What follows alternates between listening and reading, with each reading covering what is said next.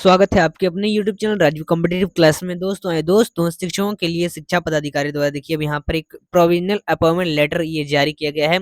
और इस तरह से आपका जो प्रोविजनल जो नियुक्ति पत्र होगा, एक प्रोविजनल अपॉइंटमेंट लेटर औपबंधिक लेटर है।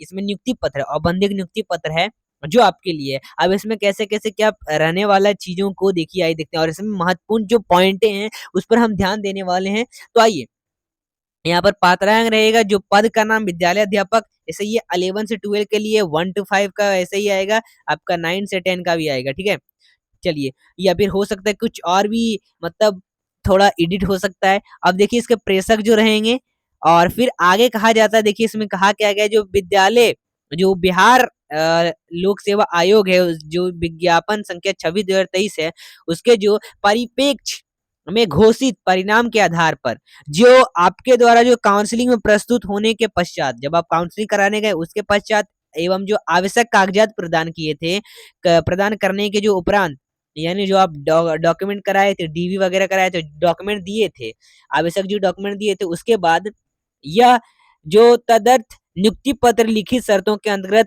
किया जा रहा है। अब ये नियुक्ति पत्र है क्या, देखिए पॉइंट पर ध्यान देना है। चलिए, फर्स्ट पॉइंट कहता है कि यह तदर्थ जो है नियुक्ति पत्र बिहार राज्य विद्यालय अध्यापक नियुक्ति जो स्थानांतरण अनुशासित कार्रवाई में सेवा शर्तें हैं, जो नियमावली 2023 है, जो 23 के नियम जो 9 है उसके तहत निर्गत किया जा रहा है। फिर दूसरा यहाँ पर देखिए पॉइंट में कहा क्या गया है, कहा गया है कि इससे जो नियुक्ति पत्र ना समझा जाए, इसे जो है ये एक नियुक्ति पत्र नहीं है, ये नियुक्ति पत्र विभाग द्वारा आपके जो प्रमाण पत्र हैं उसके सत्यापन एवं अन्य प्रक्रिया का पालन करने के पश्चात बाद में निर्गत किया जाएगा, बाद में ये नियुक्ति पत्र दिया जाएगा। लेकिन अभी ये बस एक समझ सकते हैं प्रोविजनल है। फिर साथ ही कहा गया है कि जो बिहार राज्य विद्यालय अध्यापक नियुक्ति स्थानांतरण अनुशासनिक कार्रवाई एवं सेवा शर्तें हैं, नियमावली 2023 है, उसके तहत जो 10 के तहत विद्यालय में योगदान की तिथि से आपकी जो परिवीक्षा अवधि है वो प्रारंभ होती है, और आपका जो वेतन है वो विद्यालय में योगदान की तिथि दे होगा। मतलब अब देखिए वेतन वेतन पर, जैसे आपको पता है कि वेतन पर ऑलरेडी वीडियो बना दिया गया, और साथ ही जैसे 11-12 का है तो 11-12 का भी पेमेंट मिलेगा। अब इसमें जैसे देखो एचआरए वगैरह सब मिलेंगे। एचआरए रहेगा आपका जो हाउस किराया भत्ता होता है, यहाँ पर आपका डीए रहेगा जो 40 से 42% का होता है, और इसमें आपका जो मेडिकल रहेगा और प्लस कुछ रहेंगे, और आपको पेमेंट दिया जाएगा। और साथ ही देखिए शुरुआती में जो रहेगा आपका 25,000 रुपए रहेंगे, वो एक मतलब जो आप ट्रेनिंग करते रहेंगे, और ट्रेनिंग से शुरुआती पेमेंट जो रहेगा 25,000 रहेगा, और धीरे धीरे करके 40 से 45 इस तरह से पेमेंट आपके बढ़ेंगे। ठीक है, चलिए। तो एक तो ये वेतन पर बात है, और आपको यहाँ पर बतौर विद्यालय जो अध्यापक जिला के विद्यालय में जो अस्थाई है, जिस जिला में होंगे, और उस जिला के विद्यालय में स्थायी पदस्थापना किया जाता है। और मतलब जो आपका पदस्थापना रहेगा 11-12 का रहेगा, तो ये 11-12 के लिए तो 11-12, 1 to 5 रहे तो 1 to 5। अब दिनांक 4 नवंबर 2023 के जो अपराह्न 4 बजे तक हर हाल में जो उक्त विद्यालय उसमें अपना योगदान प्रभावी प्रधानाध्यापक के समक्ष करते हुए एक प्रति जिला शिक्षा पदाधिकारी को समर्पित करेंगे।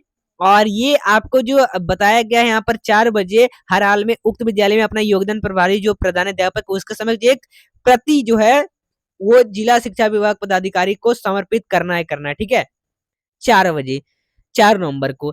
और आपको यह भी स्पष्ट किया जाता है कि आपके द्वारा जो दिए गए कागजात होंगे उसका जांच होगा, और जांच के बाद जो अथवा जांच के बाद या फिर परिवीक्षीय अवधि समाप्त होने के पश्चात जो है, या फिर सेवा जो अस्पुष्टि के पश्चात कारित जो आपके उपरोक्त विद्यालय है उसने स्थानांतरित कर किसी अन्य विद्यालय में पदस्थापित किया जा सकता है, अथवा किसी अन्य जिले के विद्यालय में पदस्थापित किया जा सकता है। यहाँ पर मतलब ये कहा गया है कि जो आप कागजात देंगे, तो कागजात से हो सकता है कि अगर आपको कोई स्कूल, आप जब पुष्टि वगैरह करेंगे सब ठीक वगैरह रहेगा, तो अगर हो सकता है कि आपका जो स्कूल आया है उस स्कूल में अगर आपका सीट नहीं हो, तो अगर सीट नहीं होगा तो क्या करेगा, आपको दूसरा जिला भी दिया जा सकता है, या फिर जो जिला होता है जिस जिला में उस जिले में और बहुत सारे स्कूल होते हैं, उस स्कूल में आपको मतलब भेज दिया जाएगा।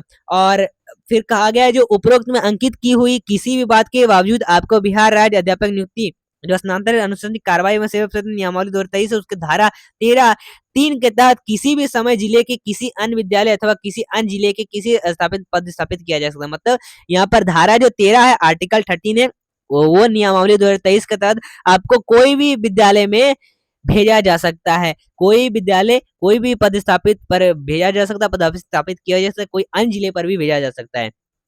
और आपका पहचान कोड होगा यहाँ पर दिया रहेगा, और ये पहचान कोड से ही आपको पहचाना जाएगा कि आप ये स्कूल के हैं। ठीक है, मतलब ये कोड है आपका नियमावली की 2023 के नियमावली की स्टूडेंट है, और उसके बाद आपको पदस्थापित किया जा सकता है कहीं पर भी। और कलंकार में सभी प्रकार के जो विभागीय पत्राचार है उसमें आईडी नंबर का प्रयोग करें। यहाँ पर आईडी नंबर का प्रयोग करना है, जो आपको आईडी नंबर दिया होगा। एक साथ ही यहाँ पर घोषणा पत्र दिया गया है।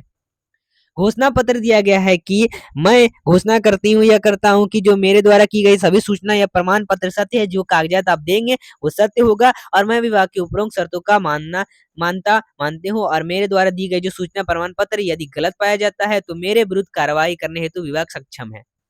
तो ये बात जो है ये आपका तब के टाइम में की गई थी, तब के टाइम जब फॉर्म भर रहे थे तब के टाइम में, जो आपको यहाँ पर एक टिक आया था, इसको आपने टिक किया था, ग्रीन टिक हो गया था। और इसमें आपने ये कहा था, मैं सहमत हूँ इससे। तो इसी को लेकर बहुत सारे ऐसे अभ्यर्थी अब जो ट्रेनिंग के लिए जा रहे हैं, ट्रेनिंग में जा रहे हैं, या फिर डीवी के दौरान भी बहुत सारे लोग गायब हो रहे हैं।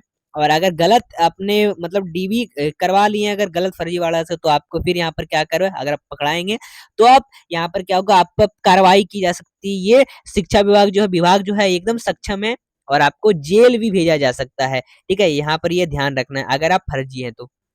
और मैं यह भी घोषणा करती हूँ कि जो मैं किसी सरकारी गैर सरकारी जो संस्था है, पंचायती राज नगर निकाय के शिक्षक हैं, उसमें कार्यरत नहीं हूँ, और कार्यरत होने की स्थिति में औपबंधिक नियुक्ति के एक पत्र में अंदर त्यागपत्र, जो विरम पत्र, जो अनापत्ति प्रमाण पत्र होता है, वो सक्षम पदाधिकारी से प्राप्त कर समर्पित करूंगी। ये एक बात कही गई है। ठीक है, तो चलिए दोस्तों, ये आपका अभ्यर्थी का नाम है जो हस्ताक्षर होगा।